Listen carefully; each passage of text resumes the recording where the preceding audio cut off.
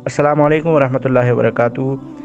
سامعین و ناظرین، آج ہم ایک اور نئے واقعے کے ساتھ، دلچسپ سبق آموز واقعے کے ساتھ آپ کے سامنے دوبارہ حاضر ہوئے ہیں۔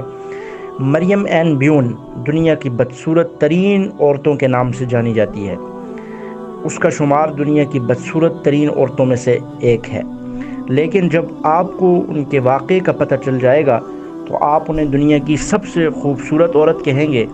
بلکہ میں اتنا کہوں گا، اگر روح کی خوبصورتی کے معیارات دنیا میں موجود ہوتے تو مریم این بیون دنیا کی سب سے خوبصورت ترین عورت ہوتی، کیونکہ آج ہم دنیا میں ظاہری شکل و صورت کو دیکھ کے خوبصورتی اور بدصورتی کا لیبل کسی پہ لگا دیتے ہیں، لیکن اگر کوئی روح کی بنیاد پر کسی کو خوبصورت اور بدصورت قرار دیا جاتا تو مریم این بیون دنیا کی خوبصورت ترین عورت ہوتی۔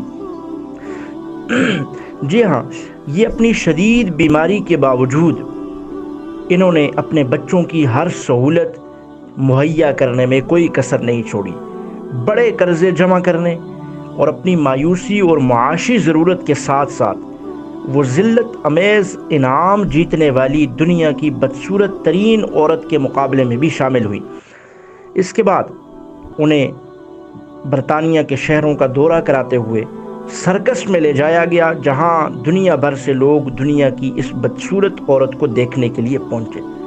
بھلا آپ سوچئے کہ کوئی انسان، آج کل تو ہر بندہ دوسرے سے اپنے آپ کو اچھا سمجھتا ہے کہ میں تو خوبصورت ہوں، مجھ جیسا تو کوئی ہے نہیں، لیکن اس دور میں بھی اس عورت نے اپنے آپ کو بدصورت قرار دے کر بدصورتی کے مقابلے میں اور پھر سرکس تک جانے کو اس نے ترجیح دی۔ بھلا اس نے ایسا کیوں کیا؟ آپ سوچئے کہ کوئی انسان اور بالخصوص کوئی عورت، ظاہر ہے ہر عورت اپنے آپ کو اچھا سمجھتی ہے، خوبصورت قرار دیتی ہے، اور بننے سنورنے سجنے میں وہ اپنے گھنٹوں گزار دیتی ہے، صرف اور صرف اس لیے کہ کوئی ایک یہ کہہ دے کہ آپ بہت خوبصورت لگ رہی ہو، آپ بہت اچھی ہو۔ اس ایک لفظ کو سننے کے لیے وہ اپنے گھنٹوں کے گھنٹوں میک اپ اور ان چیزوں میں وہ لگا دیتی ہے۔ تو اس صورتحال کے اندر ایک عورت اپنے آپ کو بدصورتی کے مقابلے میں پیش کرتی ہے اور بدصورتی کے مقابلے میں وہ شامل ہوتی ہے۔ اس کا مقصد کیا ہے؟ آئیے یہ جانتے ہیں۔ اب وہ یہ سارا کا سارا اس لیے کر رہی ہے اور لوگوں کے مذاق اڑانے کو ترجیح دے رہی ہے تاکہ وہ اپنے بچوں کی پرورش کر سکے۔ دیکھیں، ایک ماں اپنے بچوں کی پرورش کرنے کے لیے کہاں تک جا سکتی ہے، اور اس کا دوسرا مقصد یہ ہے کہ انہیں اچھی تعلیم دے سکے تاکہ وہ مذاق اڑوا لے اپنا، بدصورتی کے مقابلہ بھی وہ کر کے وہاں پر بھی شرمندگی کا ذریعہ بن جائے۔ اس کو شرمندگی جتنی بھی اٹھانی پڑے اس کو اس کی کوئی پرواہ نہیں ہے، لیکن اس کے بدلے میں اس کے بچے پرورش کر جائے اور اس کے بچے اچھی تعلیم حاصل کر سکیں۔ اور یہ عورت 1933 میں امریکہ چلی گئی، جہاں ان کا انتقال ہو گیا۔ اب انہوں نے اپنے بچوں کی، اپنی اولاد کی کیسے پرورش کی؟ یقیناً ہر ماں اپنے بچوں کے ساتھ اپنا تن من دھن بچوں پہ قربان کرنے کے لیے تیار ہوتی ہے اور اپنے بچوں کو ہر طرح کی سہولت دینے کے لیے تیار ہوتی ہے۔ ماں تو ماں ہے، انسانی ماں تو انسانی ماں ہے، وہ تو ظاہر ہے ایسے کرے گی۔ آپ اگر جانوروں میں دیکھ لیں تو ایک مرغی جب اس پر کوئی بلی یا کوئی اس کے بچوں پر کوئی کتا یا کوئی اس قسم کی چیز حملہ آور ہوتی ہے تو وہ اپنے جان کی پرواہ کیے بغیر وہ اس اپنے سے 10 گنا 20 گنا اور 100 گنا بڑے جانور کتے بلی پر حملہ آور ہو جاتی ہے اپنے بچوں کی حفاظت کے لیے۔ تو ایک ماں اپنی اولاد کے لیے کس حد تک جا سکتی ہے؟ اسی لیے اللہ رب العالمین نے ماں کی بہت زیادہ قرآن کریم میں ان کے ساتھ حسن سلوک کا اور ان کو ترجیح دی ہے قرآن پاک میں، اور انسانوں کو یہ حکم دیا ہے کہ اپنے والدین کے ساتھ اچھے طریقے سے پیش آؤ۔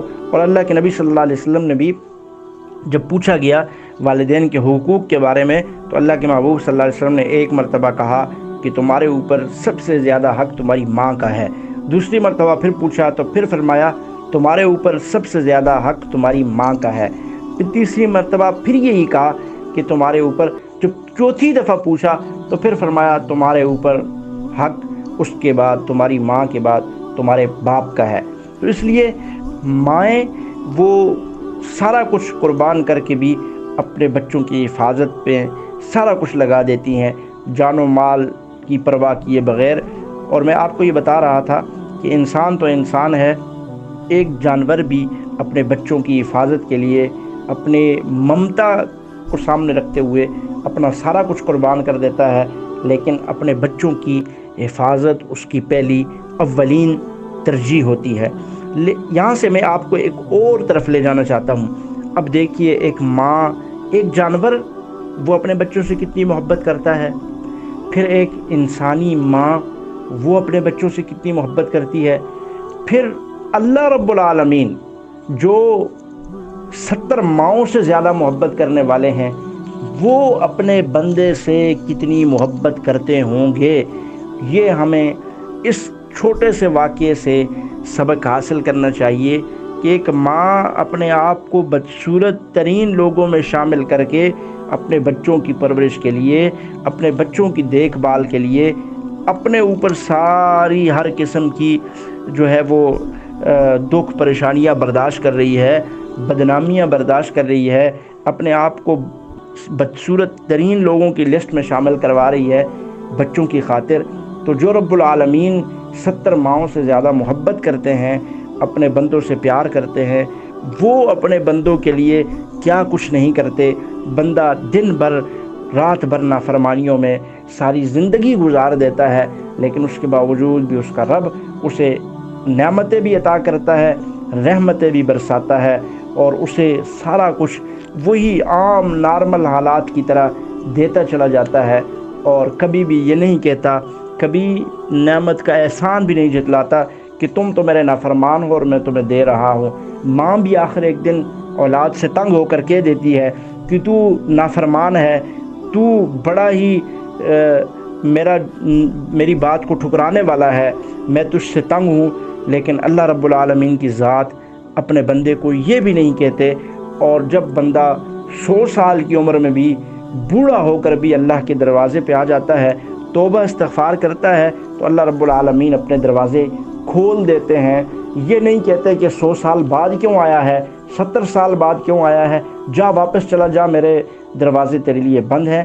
اللہ یہ نہیں کہتے، بلکہ اعلان ہو جاتا ہے آسمانوں میں چراغاں کر دو، لائٹیں لگا لو، آج میرا ایک روٹھا ہوا بندہ مجھ سے راضی ہو کر واپس میری طرف آ گیا ہے۔ تو اللہ بندے سے اتنی محبت کرتے ہیں۔ جہاں ہمیں ماں باپ کی عزت و احترام، ان کا خیال رکھنا ہے، جہاں ان کے مقام کو جانتے ہوئے ہم نے اس چیز کا، ان کے حقوق کو پورا کرنا ہے، اس کا خیال رکھنا ہے، وہیں پہ 70 ماؤں سے زیادہ محبت کرنے والے اپنے رب کو نہیں بھولنا، اپنے رب کو ناراض نہیں کرنا، اپنے رب کے احکامات کو نہیں چھوڑنا، نہیں توڑنا، اپنے رب کو راضی کرنے میں اپنی زندگی گزارنی ہے۔ یقیناً آپ کو یہ واقعہ اور یہ سبق آموز قصہ اچھا لگا ہوگا، اور یہ نیکی کی باتیں پھیلانے میں آپ ہمارے معاون اور مددگار بنیں۔ اس واقعے کو آگے شیئر کیجئے، کسی مسلمان تک نیکی کی بات پہنچانا یہ بھی صدقہ جاریہ ہے۔ اللہ تعالی ہمارا حامی و ناصر ہو۔ السلام علیکم ورحمۃ اللہ وبرکاتہ۔